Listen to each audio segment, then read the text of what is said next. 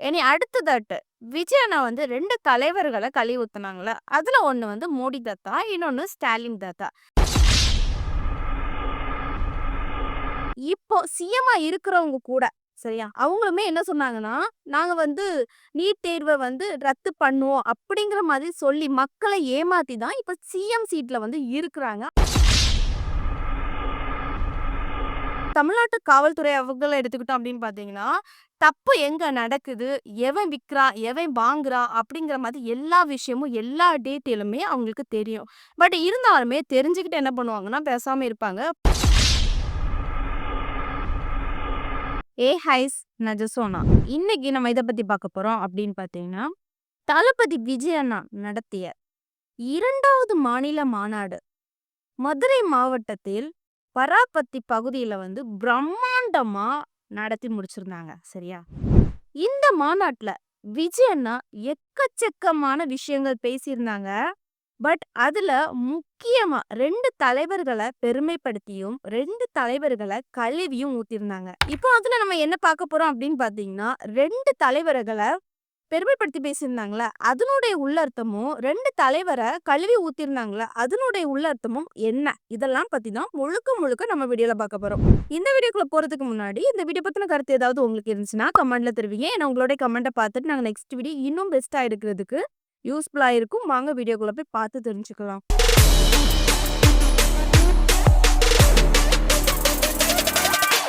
இன்னைக்கு தளபதி விஜய் அண்ணா 2வது மாநில மாநாடு பிரம்மாண்டமா எல்லாருமே எதிர்பார்க்காத அளவுக்கு அந்த அளவுக்கு பிரம்மாண்டமா நடத்தி முடிச்சிருந்தாங்க. சரியா?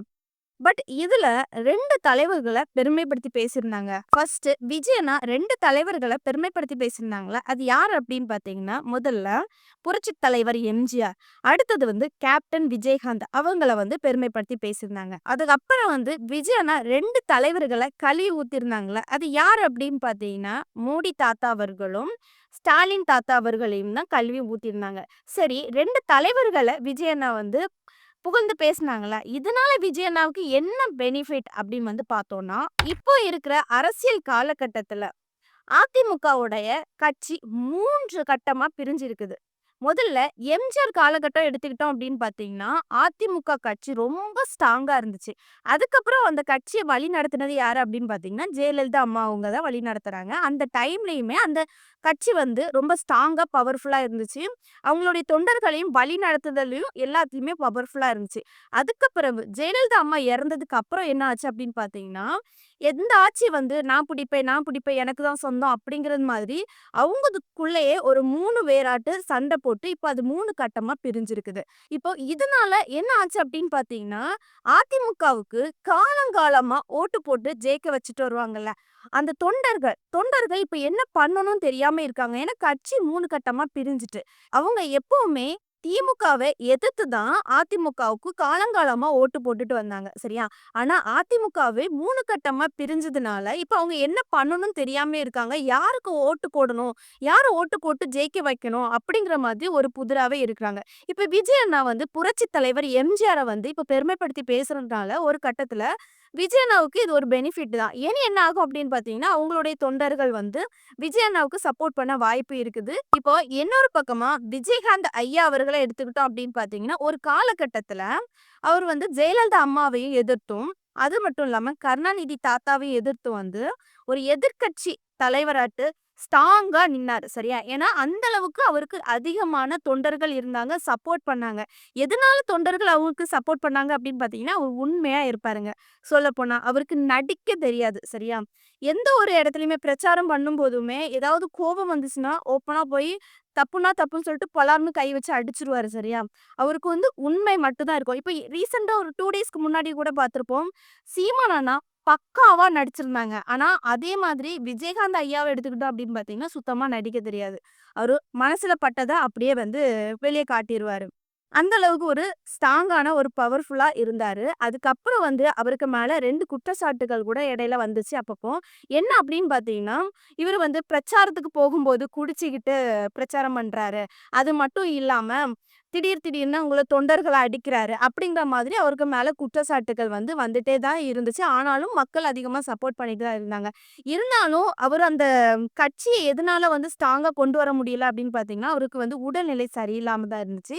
அவருக்கு உடல்ல ப்ராப்ளம் இருந்தனால அது கட்சிய மெயின்டெயின் பண்ண முடியல. இதனால விஜயகாந்த் ஐயாவோட கட்சி லோ ஆக ஆரம்பிச்சது. அதுக்கப்புறம் விஜயகாந்த் ஐயா அவர்களும் இறந்துட்டாங்க. சரியா?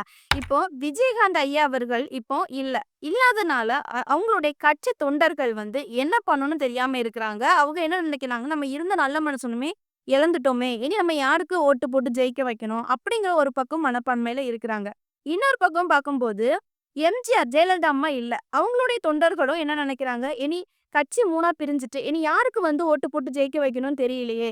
அப்படிங்கிற மாதிரி 2 கட்சியினர்களுமே யாருக்கு போடணும்னு தெரியாம இருக்கிறாங்க. இப்போ விஜய்ன்னா இவங்க 2 பேத்துக்குமே சப்போர்ட் பண்ணி பேசுறதுனால, கண்டிப்பா இவங்க 2 கட்சிகளையும் சேர்ந்த தொண்டர்களும் விஜய் அண்ணாவுக்கு சப்போர்ட் பண்ண வாய்ப்பு இருக்குது.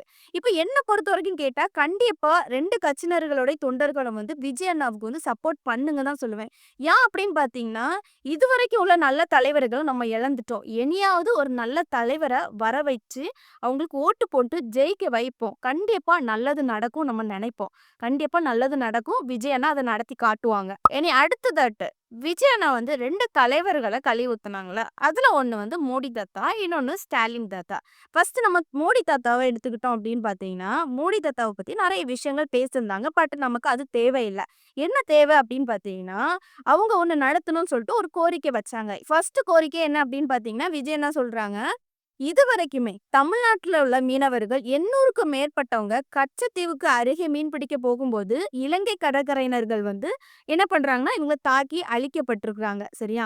அதுக்கு விஜயன் என்ன சொல்றாங்க அப்படின்னு பார்த்தீங்கன்னா, அந்த கச்சத்தீவ எங்களுக்கு மீட்டு தாங்க அப்படிங்கிற மாரி சொல்றாங்க. ஏன் அப்படின்னு பார்த்தீங்கன்னா, இந்த ராமேஸ்வரத்துல உள்ள மீனவர்கள் அவங்களுக்கு மீன் அதிகமா அந்த கச்சத்தீவு பகுதி இருக்குல்ல, அதுக்கு அருகே தான் அவங்களுக்கு அதிகமா மீன் கிடைக்கும். அப்ப என்ன பண்றாங்க அப்படின்னு பார்த்தீங்கன்னா, இவங்க மீன் அதிகமா கிடைக்கிற இடத்துக்கு தானே போவாங்க.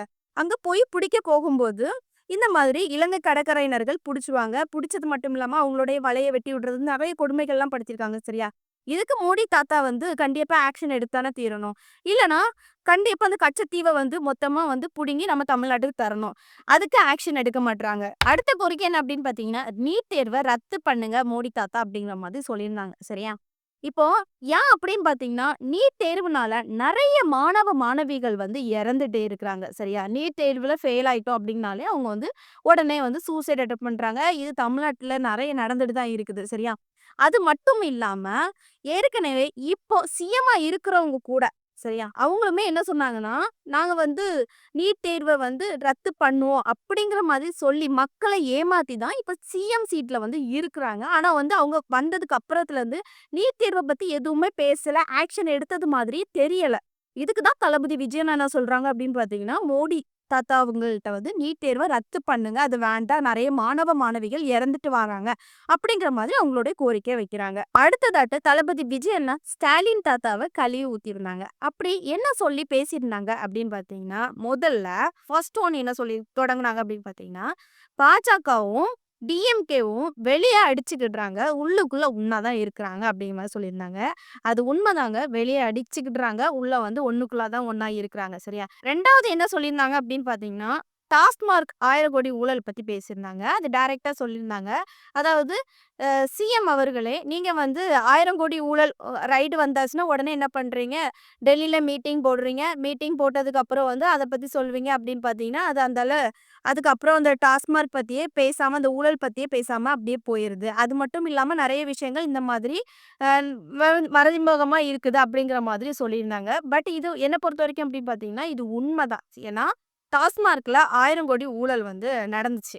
இத என்ன பண்ணியிருந்தாங்க அப்படின்னு பார்த்தீங்கன்னா, டெல்லிக்கு போனாங்க, மீட்டிங் போட்டாங்க. அதுக்கப்புறமா அது என்ன நடந்துச்சுன்னு இன்னும் வெளிய ஆகல. அது ஒரு மறைமுகமா தான் இருந்துச்சு. அடுத்ததாட்டு விஜய் அண்ணா இன்னொரு விஷயம் கேட்டிருந்தாங்க. அதாவது சிஎம் அவர்களுக்கு உங்களுடைய ஆட்சியில சட்டம் ஒழுங்கா இருக்குதா? மனசாட்சி தொட்டு சொல்லுங்க அப்படிங்கிற மாதிரி சொல்லியிருந்தாங்க. பட் இது எல்லாத்துக்குமே ஒரு கேள்வி தான். சரியா? ஃபர்ஸ்ட் சட்டத்த எடுத்துக்கிட்டோம் அப்படின்னு பார்க்கும்போது, இப்போ காவல்துறை கட்டுப்பாடு எல்லாமே யாருக்கு கையில இருக்கு அப்படின்னு பார்த்தீங்கன்னா, ஸ்டாலின் தாத்தா கையில தான் இருக்குது.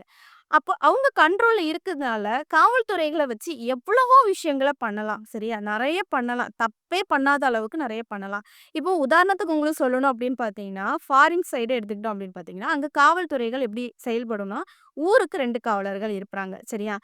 அதுவும் டெய்லியும் வந்து ஒரு 2, 3 வாட்டியா ரவுண்ட்ஸாவது போயிருவாங்க. அதனால அங்க என்ன ஆகும் அப்படின்னு பார்த்தீங்கன்னா, தப்புகள் வந்து குறையுது. சரியா? அங்க தப்பு அதிகமா நடக்காது. நடக்கும். ஆனா அதிகமா நடக்காது. அதே மாதிரி தமிழ்நாட்டு காவல்துறை அவங்கள எடுத்துக்கிட்டோம் அப்படின்னு பார்த்தீங்கன்னா, தப்பு எங்க நடக்குது, எவன் விக்கிறான், எவன் வாங்குறான் அப்படிங்கிற மாதிரி எல்லா விஷயமும், எல்லா டீட்டெயிலுமே அவங்களுக்கு தெரியும்.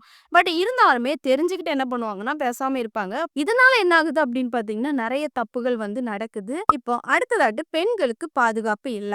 இப்போ அது உண்மதாங்க. தமிழ்நாட்டுல பெண்களுக்கு பாதுகாப்பு இல்ல. இப்போ உதாரணத்துக்கு சொல்லணும் அப்படின்னு பார்த்தீங்கன்னா, அண்ணா பல்கலைக்கழகம் இஷ்யூஸ் இந்த மாதிரி நெறைய பெண் விஷயங்கள் வந்து நம்ம கேள்விப்பட்டிருப்போம். டெய்லி நியூஸ்ல பார்த்துக்கிட்டு தான் இருக்கிறோம்.